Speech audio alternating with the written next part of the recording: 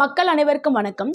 நம்மள பல பேர் உடல் வலிமைக்காகவும் எடையை குறைக்கிறதுக்கும் தசைகளை வளர்க்குறதுக்கும், அதாவது 6 பேக் 8 பேக் இதெல்லாம் வளர்க்குறதுக்கு அதிகம் ப்ரோட்டீன்ஸ் எந்த உணவில் இருக்குது அப்படின்னு சொல்லிட்டு தேடிக்கிட்டு இருப்பாங்க.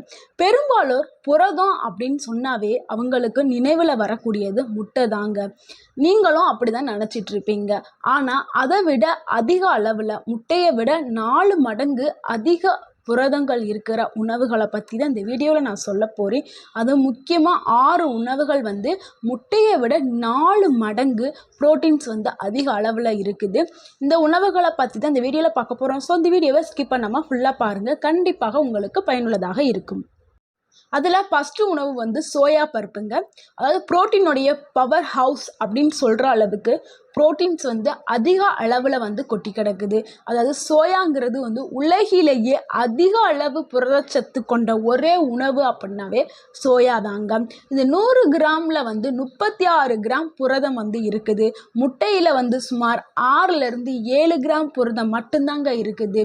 சோயா சுண்டல், சோயா பீன்ஸ், சோயா உருண்டை, சோயா பாக் என பல வழிகளில் நம்ம சோயாவை சமைச்சு சாப்பிட்லாம். இது உடல் கட்டமைப்புக்கு உதவும், ஹார்மோன்களை சமப்படுத்துறதுக்கு ரொம்ப உதவியாக இருக்குது. வெஜிடேரியன்களுக்கு இது ஒரு அற்புதமான மாற்றாக இருக்குது.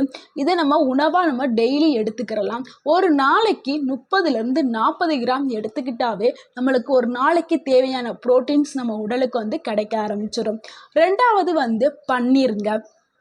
பன்னீர் சாப்பிட்றதுக்கு மிகவும் சுவையான ஒரு சத்துக்களும் அந்த அளவில் அதிக அளவில் இருக்குது.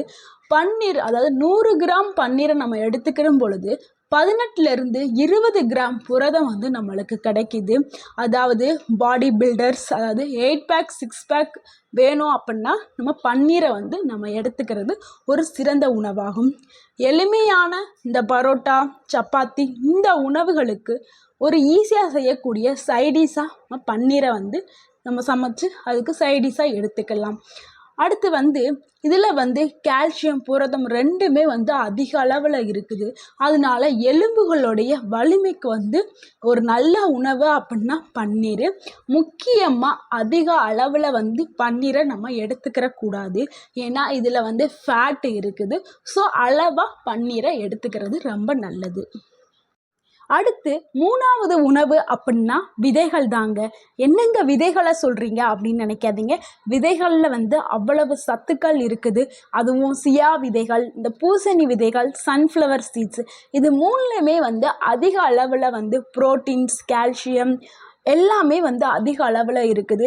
அதுவும் இந்த சியா விதைகளில் ஒமேகா 3 கொழுப்பு அமிலங்கள் இருக்குது. ஸோ இது உடலுக்கு மிகவும் நல்லது. நல்ல கொழுப்புக்களை உடலுக்கு கொடுக்கக்கூடியது, கெட்ட கொழுப்புக்களை கரைக்கக்கூடியது இந்த சியா விதைகள். இந்த 100 கிராம் சியா விதையில் 200லேருந்து 30 கிராம் புரதம் நம்மளுக்கு இருக்குது. இது கொஞ்சமாக நம்ம எடுத்து நம்ம சாப்பிட்டாவே போதும். முக்கியமாக சியா விதைகளை டைரெக்டாக அப்படியே சாப்பிடக்கூடாது. இதை தண்ணியில் ஊற வச்சு ஊறினதுக்கப்புறம் நல்லா பல்பியாக வரும். அது வந்ததுக்கப்புறம் நல்லா ஜெல்லி மாதிரி இருக்கும். ஊறினதுக்கப்புறம் அதைத்தான் நம்ம சாப்பிடணும். இப்படி டைரெக்டாக சாப்பிடும் பொழுது நம்மளுக்கு வயிற்றில் உபாதைகள் ஏற்பட்டு உயிருக்கே ஆபத்து கூட வரலாம். அந்த அளவுக்கு டேஞ்சரஸ் இந்த சியா விதைகள். ஸோ ஊற வச்சு தான் சாப்பிடணும். ஊற வச்சு இல்லை ஃப்ரூட்டில் ஸ்மூத்தியாக செஞ்சு சாப்பிட்லாம். இல்லை ஃப்ரூட்டில் சும்மா ஊற வச்சதை அப்படியே ஸ்ப்ரெட் பண்ணி போட்டு அப்படியேவும் எடுத்து நம்ம சாப்பிடலாம். அடுத்து பம்ப்கின் சீட், அதாவது இந்த பூசணி விதைகள். பூசணி விதைகள்லையுமே அதிக அளவில் ப்ரோட்டீன்ஸ், கால்சியம் எல்லாமே இருக்குது. முக்கியமாக இதையும் நம்ம 100 கிராம் எடுத்துக்கிற பொழுது நம்மளுக்கு 20லேருந்து 30 கிராம் புரதம் நம்மளுக்கு கிடைக்கிது. இந்த பூசணி விதைகளை நம்ம ஸ்நாக்ஸாக எடுத்துக்கிறலாம். இதை எப்படி ஸ்நாக்ஸாக நம்ம செஞ்சணும் அப்படின்னா, அதாவது நெய்யில் லைட்டாக அந்த பூசணி விதைகளை போட்டு வறுத்துட்டு லைட்டாக சால்ட், பெப்பர் நம்மளுக்கு தேவைப்பட்டால் போடலாம். இல்லைன்னா நெய்யில் மட்டும் வறுத்து அப்படியே நீங்கள் சாப்பிடலாம். அடுத்து வந்து சூரியகாந்தி விதைகள். இந்த சூரியகாந்தி விதையை 100 கிராம் நம்ம எடுத்துக்கிற பொழுது 20லிருந்து 30 கிராம் புரதம் வந்து நம்மளுக்கு கிடைக்கும். இதுலேயும் ஃபைபர், ஒமேகா 3, கொழுப்பு அமிலங்கள், அயன் இது எல்லாமே இருக்குது. இதையும் நம்ம வந்து ஒரு நாளைக்கு ஒரு தேக்கரண்டி அப்படின்னு சொல்லிட்டு அந்த அளவுக்கு வந்து நம்ம எடுத்துக்கலாம். இல்லை ஃப்ரூட்ஸ் கூட சேர்த்து நம்ம சாப்பிடலாம். அதாவது இது எல்லாமே வந்து ஒரு நாளைக்கு ஒரு கரண்டி எடுத்துக்கிட்டாவே, ஒரு இந்த டீஸ்பூன் சொல்கிறோம்ல, ஒரு ஸ்பூன், சின்ன ஸ்பூனில் ஒரு ஸ்பூன் அளவு எடுத்துக்கிட்டாவே நம்மளுக்கு போதுமானது. அடுத்து 4வது வந்து உளுந்துங்க. உளுந்து வந்து நம்ம இட்லி தோசைக்கு மட்டும்தான் யூஸ் பண்ணுறோம். இந்த உளுந்தில் வந்து நிறைய அளவு வந்து புரதம் இருக்குது. அதாவது இதை பிளாக் கிராம் அப்படின்னு நம்ம இங்கிலீஷில் சொல்லுவோம். இந்தியாவிலேயே பழமையான புரதம் வந்து அதிகமாக கொண்ட ஒரு மூலிகை அப்படின்னா அது உளுந்து தாங்க. 100 கிராம் நம்ம எடுத்துக்கிற பொழுது இதில் 25 கிராம் புரதம் வந்து நம்மளுக்கு கிடைக்கும்.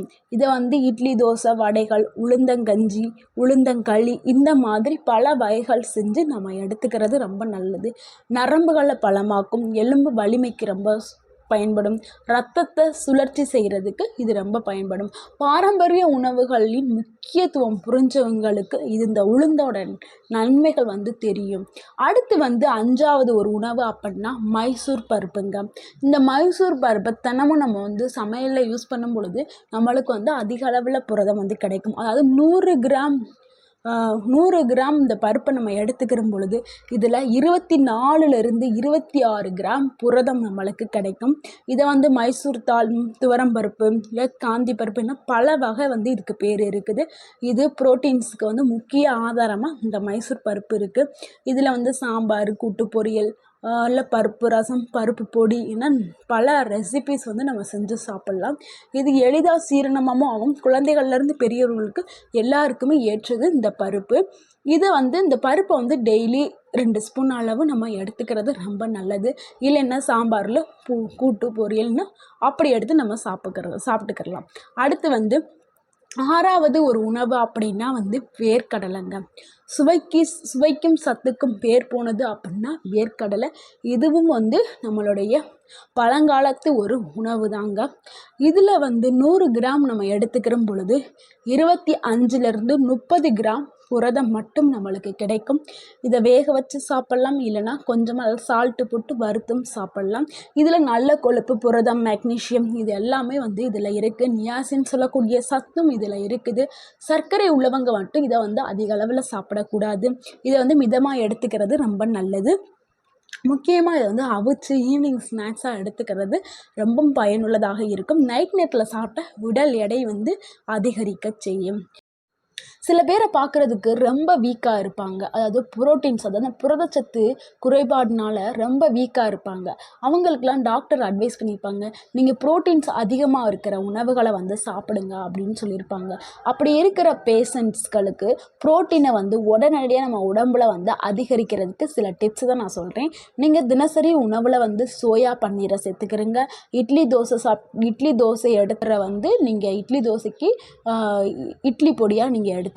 அதுக்கப்புறம் வந்து ஸ்நாக்ஸாக ஈவினிங் டைம் வந்து இந்த சியா விதைகள், சன்ஃப்ளவர் சீட்ஸ், பம்கின் சீட்ஸ் இது எல்லாத்தையும் எடுத்துக்கிறங்க. அப்புறம் கொண்டைப்பயிறு, இந்த சோயா பயிர் இது எல்லாத்தையும் நீங்கள் வேக வச்சு நீங்கள் ஈவினிங் ஸ்நாக்ஸாக எடுத்துக்கிறணும். அதே மாதிரி நீங்கள் காலையில் வந்து ப்ரோட்டீன்ஸ் வந்து அதிக அளவில் எடுத்துக்கிறணும். அதாவது கடலை உருண்டை, லட்டு, கஞ்சி, உளுந்தங்கஞ்சி, இல்லை கடலை உருண்டை, இல்லைன்னா இந்த பருப்பு வகைகள், வேக வச்ச சுண்டல் இதெல்லாம் நீங்கள் காலை உணவில் நீங்கள் எடுத்துக்கிறணும். முக்கியமாக பச்சை பயிறு அல்லது பீக்கங்காய் போன்ற புரதச்சத்து அதிகம் உள்ள காய்கறிகள், உணவுகளை நீங்கள் எடுத்துக்கிறலாம். இப்படி நீங்கள் எடுத்துகிட்டு வரும் பொழுது உங்களுக்கு உடலில் வந்து புரதச்சத்து குறைபாடு உங்களுக்கு வராது.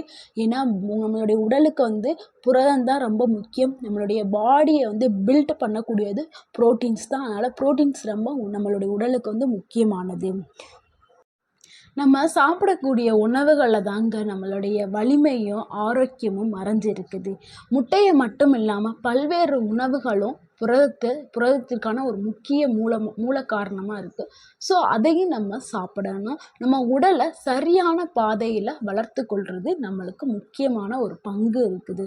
ஸோ இந்த வீடியோ உங்களுக்கு பிடிச்சிருந்துச்சுன்னா லைக் பண்ணுங்கள், ஷேர் பண்ணுங்கள், மறக்காமல் எங்கள் சேனலை சப்ஸ்கிரைப் பண்ணுங்கள். தேங்க்யூ ஃபார் வாட்சிங்.